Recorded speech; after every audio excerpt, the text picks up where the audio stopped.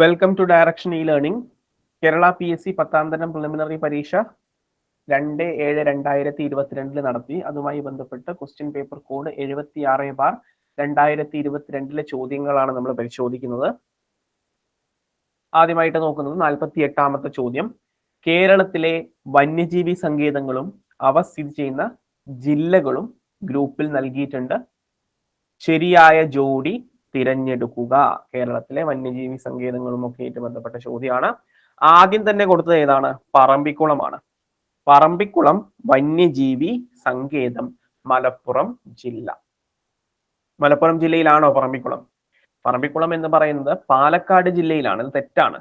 പറമ്പിക്കുളം പാലക്കാട് ജില്ലയിലുമാണ്. 1973 കാലഘട്ടങ്ങളിലാണ് അതൊരു വന്യജീവി സങ്കേതമായിട്ട് വരുന്നത്. ഇനി മലപ്പുറത്ത് ഏതാ ഉള്ളത്? മലപ്പുറത്തുള്ളത് കരിമ്പുഴയാണ്.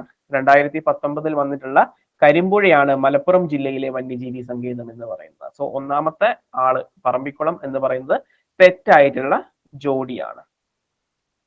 രണ്ടാമതായിട്ട് തന്നത് പീച്ചി വാഴാനി വന്യജീവി സങ്കേതം. പീച്ചി വാഴാനി വന്യജീവി സങ്കേതം 1958 തൃശൂർ ജില്ലയിലാണ് വന്നത്. ശരിയായിട്ടുള്ള സ്റ്റേറ്റ്മെന്റ് ആണ്. മൂന്നാമത്തെ സ്റ്റേറ്റ്മെന്റ് നെയ്യാർ വന്യജീവി സങ്കേതം. നെയ്യാർ വന്യജീവി സങ്കേതം 1958 തിരുവനന്തപുരം ജില്ലയിലാണ് വന്നത്. അതും ശരിയാണ്. തിരുവനന്തപുരം ജില്ലയിലുള്ള മറ്റൊരു പ്രസിദ്ധമായിട്ടുള്ള വന്യജീവി സങ്കേതമാണ് പേപ്പാറ. 1983 വന്നിട്ടുള്ള പേപ്പാറ വന്യജീവി സങ്കേതവും തിരുവനന്തപുരം ജില്ലയിലാണ്. തൃശൂർ ജില്ലയിലുള്ള മറ്റൊരു പ്രസിദ്ധമായിട്ടുള്ള വന്യജീവി സങ്കേതമാണ് ചിമ്മിനി വന്യജീവി സങ്കേതം 1984. അപ്പൊ കേരളത്തില് ഉള്ള പ്രസിദ്ധമായിട്ടുള്ള 18ഓളം വന്യജീവി സങ്കേതങ്ങൾ വരുന്നുണ്ട്. ഏതൊക്കെ ജില്ലകളാണ്, ഏതൊക്കെയാണ് അതിന്റെ വർഷങ്ങൾ എന്നീ കാര്യങ്ങളെല്ലാം തന്നെ പരിശോധിച്ച് പോകേണ്ടതായിട്ടുണ്ട്. ഇനി ഏറ്റവും കൂടുതൽ വന്യജീവി സങ്കേതങ്ങൾ ഉള്ളത് എവിടെയാണ്? ഇടുക്കി ജില്ലയിലാണ്. ചിന്നാർ, കുറിഞ്ഞിമല, അതേപോലെ ഇടുക്കി എന്ന പേരിലുണ്ട്. പെരിയാർ എന്നീ പറയുന്ന പ്രസിദ്ധമായിട്ടുള്ള 4ഓളം വന്യജീവി സങ്കേതങ്ങൾ വരുന്ന ഒരു ജില്ലയാണ് ഇടുക്കി എന്ന് പറയുന്നത്. അപ്പൊ ഈ പറഞ്ഞ ചോദ്യത്തിൽ 48ാമത്തെ ചോദ്യത്തിൽ ശരിയായിട്ടുള്ള ജോഡി കണ്ടെത്താനാണ് പറഞ്ഞത്. അപ്പൊ രണ്ടുപേരേ ഉള്ളൂ. 2ഉം 3ഉം എന്ന് നമുക്ക് ഉത്തരം വേണം. അങ്ങനെയാണെങ്കിൽ സെലക്ട് ചെയ്യാൻ പറ്റുക 48B ആണ്. 48ാമത്തെ ചോദ്യത്തിന്റെ ആൻസർ ആയിട്ട് സെലക്ട് ചെയ്യാൻ പറ്റുന്നത് ഓപ്ഷൻ ബി ആണ്, 2ഉം 3ഉം. അടുത്ത ഒരു ചോദ്യത്തിലേക്ക് പോവാണ്. 50. കേരളത്തിലെ സ്പോർട്സ് സ്റ്റേഡിയങ്ങളും അവ സ്ഥിതി ചെയ്യുന്ന ജില്ലകളും കാണിച്ചിരിക്കുന്നതിൽ ശരിയായവ കണ്ടെത്തുക. ജവഹർലാൽ നെഹ്റു സ്റ്റേഡിയം കൊച്ചിയിലാണ്, കലൂരാണ്. കൊച്ചി കറക്റ്റ് ആണ്. ലാൽ ബഹദൂർ ശാസ്ത്രി സ്റ്റേഡിയം ആലപ്പുഴ തെറ്റാണ്. എവിടെയാണത്? കൊല്ലത്താണ്. ജിമ്മി ജോർജ് ഇൻഡോർ സ്റ്റേഡിയം എന്ന് പറയുന്നത് തിരുവനന്തപുരത്താണ്. ശരിയായിട്ടുള്ള സ്റ്റേറ്റ്മെന്റ് ആണ്. അപ്പൊ ഈ ജോഡികൾ നോക്കുകയാണെങ്കിൽ 1ഉം 3ഉമാണ് ശരി. സോ ആൻസർ ആയിട്ട് എടുക്കാൻ പറ്റുക ഡി ഓപ്ഷൻ ആണ്. 50 ഡി ആണ് ഇതിൽ ശരിയായിട്ടുള്ള ഉത്തരം വരുന്നത്. അടുത്ത ക്വസ്റ്റ്യൻ 66. കേരളത്തിലെ പ്രധാന കാർഷിക ഗവേഷണ സ്ഥാപനങ്ങളും അവയുടെ ആസ്ഥാനവുമാണ് ചുവടെ നൽകിയിരിക്കുന്നത്. ശരിയായവ തിരഞ്ഞെടുക്കുക.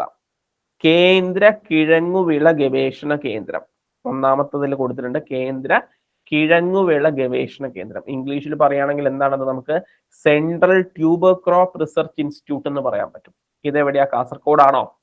അല്ല, ഇത് തിരുവനന്തപുരം ജില്ലയിലാണ്. തിരുവനന്തപുരം ജില്ലയിലെ ശ്രീകാര്യത്താണ്. അതായത് ഇവിടെ തന്നെ ഉണ്ട് ആള്. ഇത് രണ്ടും ഇന്റർചേഞ്ച് ചെയ്ത് വെച്ചിരിക്കുകയാണ്. കേന്ദ്ര കിഴങ്ങ് വിള ഗവേഷണ കേന്ദ്രം എന്ന് പറയുന്നത് central tuber crop research institute ആണ്. അത് കിടക്കുന്നത് ശ്രീകാര്യത്താണ്, തിരുവനന്തപുരത്താണ്. അപ്പൊ ഒന്നാമത്തെ ആൾ എന്തായാലും തെറ്റാണ്. ഒന്നാമത്തെ സ്റ്റേറ്റ്മെന്റ് എന്ന് പറയുന്നത് തെറ്റാണ്. ഇനി 3ൽ ആരാ കൊടുത്തത്? 3ൽ കൊടുത്തുള്ളത് കേന്ദ്ര തോട്ടവിള ഗവേഷണ കേന്ദ്രമാണ്. തോട്ടവിള എന്ന് പറഞ്ഞാൽ പ്ലാന്റേഷൻ ക്രോപ്സ് ആണ്. Central plantation crops. അത് ശ്രീകാര്യത്തല്ല, അത് എവിടെയാണ്? കാസർഗോഡാണ്. അത് രണ്ടും ഇന്റർചേഞ്ച് ചെയ്ത് കിടക്കുകയാണ്. കുടലു എന്ന് പറയുന്ന കാസർഗോഡിലാണ് എന്ത് കിടക്കുന്നത്? കേന്ദ്ര തോട്ടവിള ഗവേഷണ കേന്ദ്രം അല്ലെങ്കിൽ പ്ലാന്റേഷൻ റിസർച്ച് സെന്റർ കിടക്കുന്നത്. അപ്പൊ 1ഉം 3ഉം തെറ്റാണ്. രണ്ടാമതായിട്ട് പറയുന്ന Indian institute of spices research ആണ്. സ്പൈസസ് എവിടെയാണ്? സുഗന്ധവിള ഗവേഷണ കേന്ദ്രം എന്ന് പറയുന്നത് കോഴിക്കോടാണ്. സോ രണ്ടാമത്തെ ആള് ശരിയാണ്. ഇനി 4മതായിട്ട് കിടക്കുന്ന കേരള കാർഷിക സർവകലാശാലയാണ്. കാർഷിക സർവകലാശാല മണ്ണൂത്തി തന്നെയാണ്, തൃശ്ശൂരാണ്. ശരിയായിട്ടുള്ള ജോഡി എന്ന് പറയുന്നത് 2ഉം 4ഉമാണ്. 2ഉം 4ഉമായിട്ടുള്ള ഓപ്ഷൻ ഏതാ വരിക? ഓപ്ഷൻ സി ആണ് വരിക. 66ന്റെ ആൻസർ ആയിട്ട് വരുന്നത് ഓപ്ഷൻ സി ആണ്. ഇനി അടുത്ത ഒരു ചോദ്യം 67.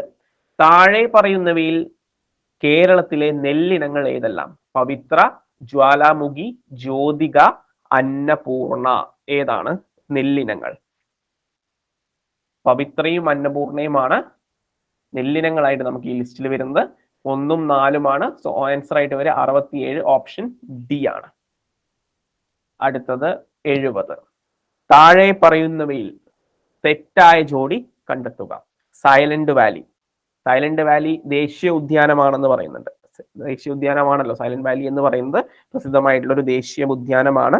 നമ്മൾ പെരിയാർ കൺസിഡർ ചെയ്തില്ല എന്നുണ്ടെങ്കിൽ തന്നെ കേരളത്തിലെ ഏറ്റവും വലിയ ദേശീയ ഉദ്യാനമായിട്ട് നമുക്ക് സൈലന്റ് വാലിയെ പറയാനായിട്ട് സാധിക്കും. എന്നാണ് ഉദ്ഘാടനം ചെയ്ത് 1985-ലാണ് ഇനോഗ്രേഷൻ നടക്കുന്നത്. പ്രഖ്യാപിക്കുന്ന 84 ഇന്ദിരാഗാന്ധിയും inaugurated by Rajiv Gandhi. So ഈ ദേശീയ ഉദ്യാനം എന്ന് പറയുന്നത് ശരിയാണ്.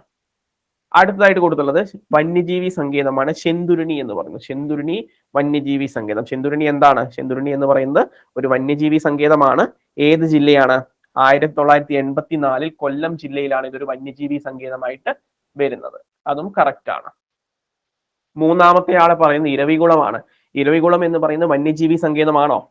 ഇരവികുളം എന്ന് പറയുന്ന ഒരു വന്യജീവി സങ്കേതമല്ല. ഇരവികുളം എന്ന് പറയുന്ന ഒരു ദേശീയ ഉദ്യാനമാണ്. കേരളത്തിലെ തന്നെ ആദ്യത്തെ ദേശീയ ഉദ്യാനമാണ്. 1978 ഇടുക്കിയിൽ വന്നിട്ടുള്ള പ്രസിദ്ധമായിട്ടുള്ള ഇരവികുളം ദേശീയ ഉദ്യാനം. വരയാടുകളാൽ പ്രസിദ്ധമായിട്ടുള്ള ഇരവികുളം ദേശീയ ഉദ്യാനം, ദേവികുളം താലൂക്ക്. അപ്പൊ അത് തെറ്റാണ്. വന്യജീവി സങ്കേതം അല്ല, അത് നാഷണൽ പാർക്കാണ് അല്ലെങ്കിൽ ദേശീയ ഉദ്യാനമാണ്. അവസാനമായി തന്നത് നെയ്യാറിനെ കുറിച്ചാണ്. നെയ്യാർ നമ്മൾ തൊട്ടുമുമ്പ് പറഞ്ഞിട്ടുണ്ട്. നെയ്യാർ എന്ന് പറയുന്ന ദേശീയ ഉദ്യാനമല്ല, അതും എന്താണ്? തിരുവനന്തപുരം ജില്ലയിലാണ്. അതൊരു വന്യജീവി സങ്കേതമാണ്.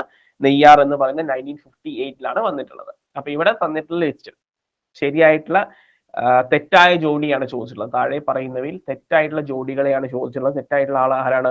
1ഉം 3ഉം അതേപോലെ തന്നെ 4ഉം എന്ന് പറയുന്നത് തെറ്റാണ്. ഇവ രണ്ടുപേരും അങ്ങോട്ടും ഇങ്ങോട്ടും ഇന്റർചേഞ്ച് ചെയ്ത് കിടക്കുകയാണ്. സോ ആൻസർ 3 and 4 എന്ന് പറഞ്ഞാൽ ആൻസർ ആയിട്ട് ഏത് പോകണം? 70ന്റെ ആൻസർ ആയിട്ട് നമുക്ക് ഓപ്ഷൻ ബി സെലക്ട് ചെയ്യാം. 70ാമത്തെ ചോദ്യത്തിന്റെ ആൻസർ ഓപ്ഷൻ ബി ആണ്. അപ്പൊ ഇത്രയാണ് ഈ ഒരു ചോദ്യങ്ങൾ, ഈ എക്സാമുമായി ബന്ധപ്പെട്ട ചോദ്യങ്ങളും അതിന്റെ ആൻസേഴ്സും എന്ന് പറയുന്നത്.